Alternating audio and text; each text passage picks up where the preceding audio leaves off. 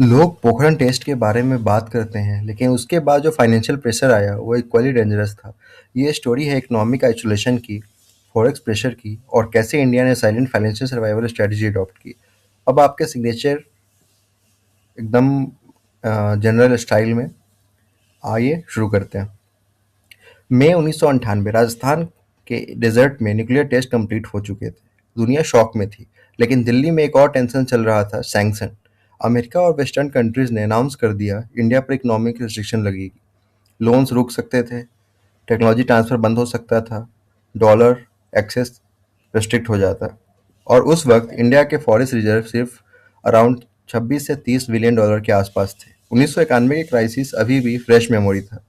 क्या इंडिया फिर से कोलैप्स के एज पर था? ये कहानी है 1998 के साइलेंट इकोनॉमिक प्रेशर टेस्ट की। पोखरण टू।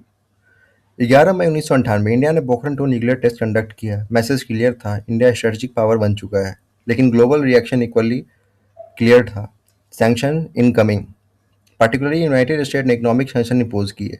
सैंक्शन का इकोनॉमिक मीनिंग, सैंक्शन का मतलब सिर्फ ट्रेड बंद होना नहीं होता, रियल डेंजर होता है multilateral fund transfer, IMF world bank approval delay, ठीक है, technology denial, foreign investment hesitation, dollar liquidity fair. Global financial system dollar centric है। अगर यूएस स्ट्रांग अपोज करे, ठीक है, तो कैपिटल फ्लो डिस्टर्ब हो सकता है। 1991 में इंडिया ने देख लिया था फॉरेक्स क्राइसिस कितना पेनफुल होता है, इसलिए 1998 में टेंशन रियल थी। सैमसंग अनाउंसमेंट के बाद स्टॉक मार्केट वोलेटाइल हुआ, रुपया प्रेशर में आया, इन्वेस्टर सेंटीमेंट वीक हुआ, फॉरेन इंस्टीट्यूशनल इन्वेस्टर्स कॉशियस हो गए। इंडिया एक डेवलपिंग इकोनॉमिक थी और कैपिटल इनफ्लो पे डिपेंडेंट थी। रिस्क जो परसेप्शन था हमारा सडनली इंक्रीज हो गया। यहाँ से इंटरेस्टिंग पार्ट स्टार्ट होता है। इंडिया ने पैनिक मोड चूज किया, बट रियल में जो हमें दिखता है वो नहीं था। इंडिया ने पैनिक मोड को बहुत ही अच्छे से टैकल किया। इंस्टीड कब कैपिटल पे कंट्रोल करा, मैनेज एक्सचेंज रेट को किया, ठीक है, स्ट्रेटजी डिप्लोमेटिक बैलेंसिंग बनाया और सबसे important move, NRI bond strategy को अपनाया। गवर्नमेंट ने ओवरसीज इंडियंस को टारगेट किया, अपने देश को सपोर्ट करो। Result, resurgent Indian bonds launch हुए, बिलियंस ऑफ डॉलर रेज हुए। ये एक फाइनेंशियल मास्टर स्ट्रोक था, ठीक है। और डिफरेंस क्या था 1991 और 1998 में? 1991 में स्ट्रक्चरल वीकनेस था, लो रिजर्व्स थे, high external debt, no reform. Reform already implemented 1998 में, economy relatively stronger, export base better, confidence higher. India vulnerable था लेकिन फ्रेगाइल नहीं था। सैंक्शन इनिशियली स्ट्रॉन्ग थे, लेकिन ग्लोबल पावर्स को भी रियलाइज हुआ इंडिया एक मैसिव मार्केट है, लॉन्ग टर्म आइसोलेशन प्रैक्टिकल नहीं। ग्रेजुअली सैंक्शन सॉफ्टन हुए, डिप्लोमेटिक नॉर्मलाइजेशन स्टार्ट हुआ। 1998 ने इंडिया को 3 मेजर लेसन दिए। फॉरेक्स रिजर्व कैपिटल बफर होते हैं, कैपिटल कंट्रोल्स कभी-कभी शील्ड का काम करते हैं, स्ट्रेटेजिक ऑटोनॉमी का इकोनॉमिक कॉस्ट होता है but manageable if fundamental strong हो, ठीक है। इस एपिसोड के बाद इंडिया ने रिजर्व एक्युमुलेशन पर फोकस किया।